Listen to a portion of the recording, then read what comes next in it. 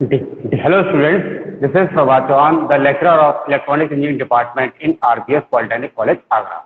आज मैं आपके सामने एनालॉग इलेक्ट्रॉनिक सब्जेक्ट का लेक्चर नंबर 13 लेके आया हूँ, जो कि मेरा पुरानी यूनिट यानी यूनिट नंबर 4 के कंटेंट को ही मैं आगे स्टडी करूँगा। आज के इस लेक्चर में हम हाइब्रिड मॉडल्स और पैरामीटर ऑफ ट्रांजिस्टर्स के बारे में डिस्कस करेंगे। जैसा कि मैं अपने पुराने लेक्चर्स में आपको बता चुका हूँ कि जो हम ट्रांजिस्टर्स को एज ए एम्पलीफायर यूज किया था, कितने टाइप के एम्पलीफायर्स होते हैं, क्लासिफिकेशन ऑफ एम्पलीफायर, इन सबको डिस्कस कर चुके हैं। जो आज का जो मेरा लेक्चर होगा, इस लेक्चर में मैं आपको हाइब्रिड मॉडल्स ऑफ ट्रांजिस्टर्स का बताऊंगा, के बारे में बताऊंगा। पहली बात ये समझते हैं कि हाइब्रिड मॉडल्स की आवश्यकता क्यों पड़ी, क्योंकि हम जब ट्रांजिस्टर्स में जो एम्पलीफायर की तरह यूज करते हैं तो एम्पलीफायर वीक सिग्नल को एम्पलीफाई करता है। अब यदि मान के चलिए कि हमारा बहुत स्मॉल रेटिंग का या बहुत छोटे से छोटा वोल्टेज का जो वो सिग्नल है उसको यदि एम्पलीफाई करना पड़े, तो उसके लिए साइंटिस्ट ने या कुछ साइंटिस्ट ने क्या किया था, उसके लिए एक नया मॉडल तैयार किया था जो कि वोल्टेज और करंट से मिला गया। इसको हाइब्रिड मॉडल कहा गया। ठीक है, हाइब्रिड मतलब है कि इनपुट करंट और इनपुट वोल्टेज और करंट से रिलेटेड पोर्ट नेटवर्क तैयार किया जाए जिससे हम उसकी वैल्यू को फाइंड आउट कर सकें। तो हाइब्रिड को एक प्रकार से टू पोर्ट नेटवर्क भी कहते हैं। जैसे सपोज कीजिए टू पोर्ट नेटवर्क है।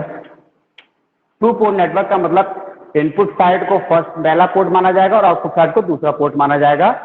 और हम जानते हैं ट्रांजिस्टर के 3 टर्मिनल होते हैं, तो तीसरे टर्मिनल को यहाँ पर इसमें कॉमन रख दिया जाएगा। तो ये फर्स्ट, सेकंड, ये 2। तो यहाँ से आपकी इनपुट करंट और ये इनपुट वोल्टेज और ये आउटपुट करंट और आउटपुट वोल्टेज, इन पैरामीटर से मिले जुला एक नेटवर्क तैयार हुआ जिसको टू पोर्ट नेटवर्क कहते हैं। और इसी से हमारे कुछ पैरामीटर्स निकल कर आते हैं जिसको हाइब्रिड पैरामीटर या एच पैरामीटर कहते हैं। तो इनसे एक रिलेटेड एक हाइब्रिड मैट्रिक्स बन के तैयार होती है। उस मैट्रिक्स को देखिए, we input, I output, H 11, 12, 21, 22। इसको हाइब्रिड मैट्रिक्स कहा जाता है। और यहां से हम हाइब्रिड इक्वेशंस फाइंड आउट कर लेते हैं। जैसा कि इक्वेशन देखा होगा, वी इनपुट बराबर H11 I1 12 वी आउट। एक इक्वेशन ये बन के तैयार हो गई। एक हमारी ये होगी 21 22। इस इक्वेशन को हाइब्रिड इक्वेशंस कहते हैं। और इन इक्वेशंस से हम H11 12 21 22 की पैरामीटर की वैल्यू फाइंड आउट करेंगे और यहाँ से पता करेंगे कि इनको हम क्या कहते हैं। आइए समझते हैं इनको। तो इसके लिए हमें एक टू पोर्ट नेटवर्क तैयार किया मैंने। ये input voltage, input current, output voltage, ये मेरा आउटपुट साइड है। तो यहाँ पहला केस है, फर्स्ट केस।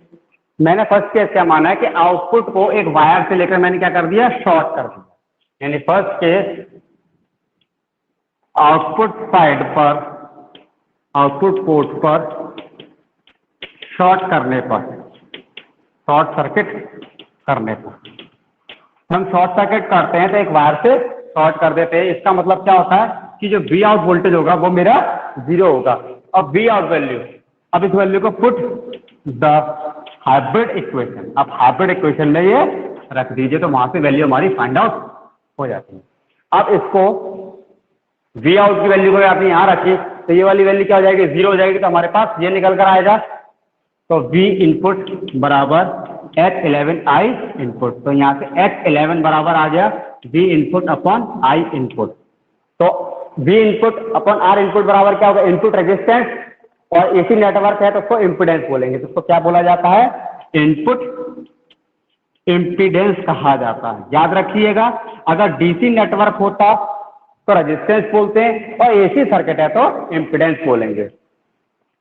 ये 2 पोर्ट नेटवर्क, ठीक है। इनपुट इम्पीडेंस H11 का इसका मतलब क्या होगा, नाम इनपुट इम्पीडेंस होता है और जिसे फिर हम HI से भी डिनोट करते हैं, H और यहाँ सफिक्स में I, इससे भी डिनोट कर देते हैं। इसका जो इसका यूनिट है वो क्या हो जाएगी, ओम हो, क्या होगी इसकी यूनिट, ओम। ये हमारा इनपुट इम्पीडेंस। उसी प्रकार से अब इसी आउटपुट को दूसरे वाले में भी रख देंगे तो यहाँ पर क्या हो जाएगा, हमारा 0 हो जाएगा। तो आई आउट बराबर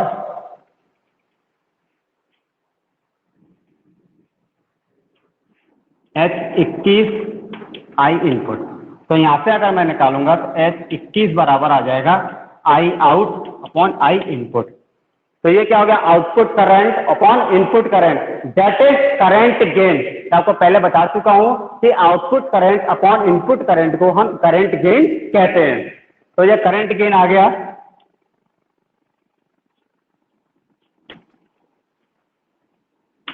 ये हमारा क्या हो गया, करंट गेन हो गया।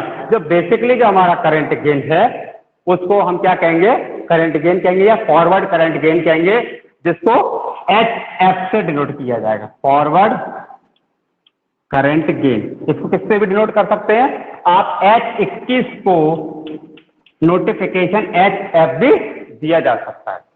तो जहां पर H ये भी लिखा हो चाहे HF लिखा हो, सेम बात है। H21 का मान HF भी कह देते हैं। ये तो हमारा फर्स्ट केस करके हो गया। अब हम सेकंड केस करेंगे। सेकंड केस का मतलब क्या हो जाएगा कि अब इनपुट वोल्टेज इनपुट साइड को ओपन कर दिया जाए, when the open circuit eight input side, input side को क्या कर दिया जाए, ओपन कर दिया जाए। जब इनपुट साइड को हम ओपन कर देंगे तो हमारा क्या हो जाएगा, इनपुट करंट 0 हो जाएगी। तो इनपुट करंट क्या होगी हमारी 0। अब इस वैल्यू को पुट कर देंगे किसमें, दोनों इक्वेशंस में। तो पहले इक्वेशन में पुट करता हूं, यदि I1 यहाँ पर 0 कर दी तो ये वैल्यू 0 हो जाएगी। तो हमारे पास ये निकल कर आएगा। तो क्या आया हमारे पास, फ्रॉम इक्वेशन ए से B इनपुट बराबर H12 B आउटपुट। तो H12 बराबर क्या आ गया आपका, B input upon B out. अब देखिए ये क्या हो रहा है, हम जानते हैं कि output voltage upon input voltage तो क्या वोल्टेज गेन होता है, लेकिन यहां पर ये उल्टा प्राप्त हो रहा है, input voltage upon output voltage, अर्थात रिवर्स वोल्टेज गेन। अर्थात इसको क्या बोलेंगे, इसका नाम होगा रिवर्स वोल्टेज गेन। और इसको किससे डिनोट करेंगे, HO से। किससे डिनोट करेंगे, HO से, सॉरी HR से डिनोट करेंगे। किससे डिनोट करेंगे, HR से। क्योंकि हमारा क्या है, ये रिवर्स वोल्टेज गेन है, इसीलिए इसको HR से डिनोट करेंगे। चाहे आप H12 का लिख दो या आप कहीं पर आपको HR लिख दिया, आगे अगर इक्विवेलेंट डायग्राम बनाऊंगा तो वहां पर मैं HR डिनोट करूंगा। तो ये मेरा आ गया रिवर्स वोल्टेज गेन। याद रखिए वोल्टेज गेन और करंट गेन की कोई यूनिट नहीं होती, दीज आर द कांस्टेंट। इसमें से निकला आया इस वाले इक्वेशन से। अब सेकंड इक्वेशन में रख देंगे हम। अब from equation number B, from equation B, इसमें इसको 0 रख दिया जाए तो ये 0 हो जाएगा। तो हमारे पास क्या निकल कर आएगा, I not S22 B out. तो यहां से क्या आ गया, H22 I not upon V out. और हमें पता है रेजिस्टेंस क्या होता है, V अपॉन R। रेजिस्टेंस क्या होता है, V upon I, sorry resistance बराबर होता है V अपॉन I, लेकिन ये उल्टा है। तो ये क्या हो जाएगा, आउटपुट एडमिटेंस हो जाएगा। रेजिस्टेंस का उल्टा क्या होता है, एडमिटेंस। जैसे इम्पीडेंस हो गया, इम्पीडेंस का उल्टा एडमिटेंस। तो ये कहलाएगा आपका आउटपुट एडमिटेंस।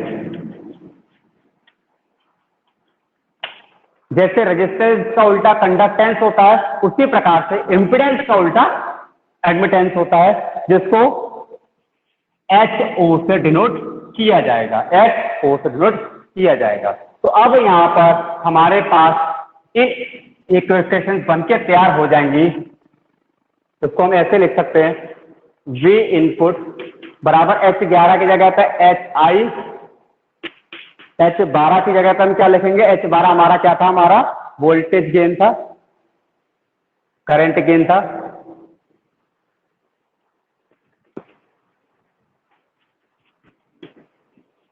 H21 हमारा फॉरवर्ड करंट गेन।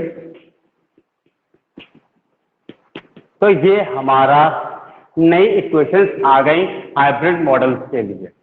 अब हमारे पास ये हाइब्रिड पैरामीटर्स की इक्वेशंस आ गई हैं। इसको हम क्या, तो H11 को हम इनपुट इम्पीडेंस कह देते हैं, 12 को हम रिवर्स वोल्टेज गेन कह देते हैं, और 21 को हम फॉरवर्ड करंट गेन कह देते हैं, और हमारे ये आउटपुट को हम आउटपुट एडमिटेंस कह देते हैं।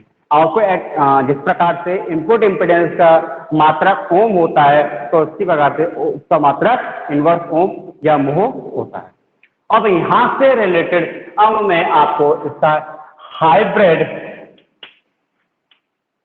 इक्विवेलेंट एक सर्किट डायग्राम बनाया जाता है, जिसको मॉडल भी कह सकते हैं, सर्किट डायग्राम। तो कैसे बनता है देखिए। तो बेसिकली अब इसमें क्या होगा, जो सर्किट डायग्राम तैयार होगा वो ऐसे होगा, इस input current, input voltage,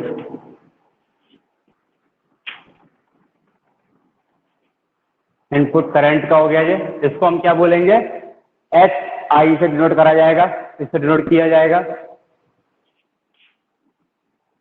HR V out से डिनोट किया जाएगा इसको, इस वाले को।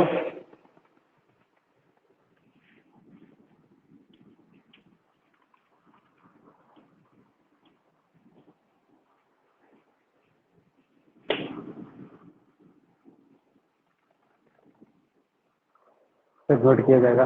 ये यहाँ पर ये मेरी आउटपुट करंट 1/, क्योंकि एडमिटेंस है, एडमिटेंस को हमेशा इम्पीडेंस के फॉर्म में लिखा जाता है, और एडमिटेंस क्या होता है, 1/, जैसे Z होता है, Z बराबर 1/, एडमिटेंस होता है। तो एडमिटेंस बराबर क्या हो जाएगा, 1/Z, या Z बराबर क्या हो जाएगा, 1/, एडमिटेंस हो जाएगा। ठीक है, तो और ये वैल्यू आ गई आपकी HFI इनपुट, HFI इनपुट आ गई।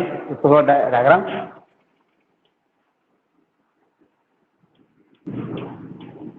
ये हमारा इनपुट साइड है और ये मेरी आउटपुट साइड है। इसको हाइब्रिड मॉडल्स भी कहते हैं। तो देखिए यहाँ पे क्वेश्चन ये चली, ये एक प्रकार से H11 है, ये H12 है, ये H21 है, ये H22 है। इस प्रकार से इसको हाइब्रिड मॉडल्स भी कह देते हैं, क्योंकि यहाँ पर हमारा बन के तैयार हो गया हाइब्रिड इक्विवेलेंट सर्किट डायग्राम या hybrid equivalent models of transistor. तो यहाँ पे हमारे ये आपका जनरल आ गया। ठीक है, तो इससे हाइब्रिड मॉडल से हम स्मॉल से स्मॉल एसी सिग्नल को एम्पलीफाई आसानी से कर सकते हैं। ठीक है, तो इसको हम समझ में आया कि ये हमारा क्या है, रिवर्स वोल्टेज गेन है, जो हमारी इक्वेशन ये बन के आई थी। ठीक है, और ये हमारा डायग्राम करंट की डायरेक्शन नीचे की तरफ से है, ये हमारा फॉरवर्ड करंट गेन है, ये एडमिटेंस है। एडमिटेंस हमेशा इम्पिडेंस का उल्टा होता है, और हमें किसके फॉर्म में लिखना है, इम्पिडेंस के फॉर्म में लिखना है, इसलिए 1/H0 में कर दिया। याद रखिए करंट सोर्स है, तो करंट सोर्स के हमेशा याद रखिए जितना भी इम्पिडेंस या रजिस्टर जो होता है वो हमेशा करंट सोर्स के पैरेलल में लगता है, और यहाँ पर यदि वोल्टेज सोर्स है तो हमेशा सीरीज में लगेगा। तो ये चीज ध्यान रखने की चीज है कि यहाँ पर ये करंट सोर्स है, ये हमारा डायग्राम किसका है, करंट सोर्स का डायग्राम है, इसीलिए इसके साथ ये पैरेलल में लगाया गया क्योंकि ये रजिस्टर है एक प्रकार का, और यहाँ पर ये वोल्टेज सोर्स है, इसलिए क्या लगा दिया गया, सीरीज में लगा दिया गया। तो ये हमारा हाइब्रिड मॉडल तैयार हो गया ट्रांजिस्टर का, या ऐसे इक्विवेलेंट सर्किट डायग्राम और हाइब्रिड मॉडल कह देते हैं, या हाइब्रिड इक्विवेलेंट सर्किट डायग्राम भी कह देते हैं। तो यहाँ पर आज के इस लेक्चर में हमने ये जाना कि हाइब्रिड पैरामीटर्स कितने प्रकार के होते हैं और उनको क्या क्या कहा जाता है और उनकी वैल्यू कैसे फाइंड आउट की जाती है। नेक्स्ट लेक्चर में, जो कि लेक्चर नंबर 14 में, मैं आपके सामने इन्हीं हाइब्रिड मॉडल्स को अलग अलग कॉन्फ़िगरेशंस के एक एम्पलीफायर के लिए डिस्कस करूंगा। जैसे कॉमन बेस एम्पलीफायर के लिए अलग इसके फॉर्मूले डिराइव होंगे, इसके पैरामीटर से। जैसे मान लें हम इसी मॉडल्स को अब हम कॉमन बेस एम्पलीफायर में यूज करेंगे, कॉमन एमिटर एम्पलीफायर में यूज करेंगे, तो हर अलग अलग एम्पलीफायर के लिए अलग अलग फॉर्मूले ड्राइव होंगे। तो नेक्स्ट लेक्चर में मैं आपको इस पूरी डीपली कॉन्सेप्ट को स्टडी करूंगा। तो मैं आपसे ये कह दूं कि एग्जाम पॉइंट ऑफ व्यू से बहुत इंपॉर्टेंट है, इसको ध्यान से पढ़िए, इसको समझिए। Okay, thank you, have a nice day.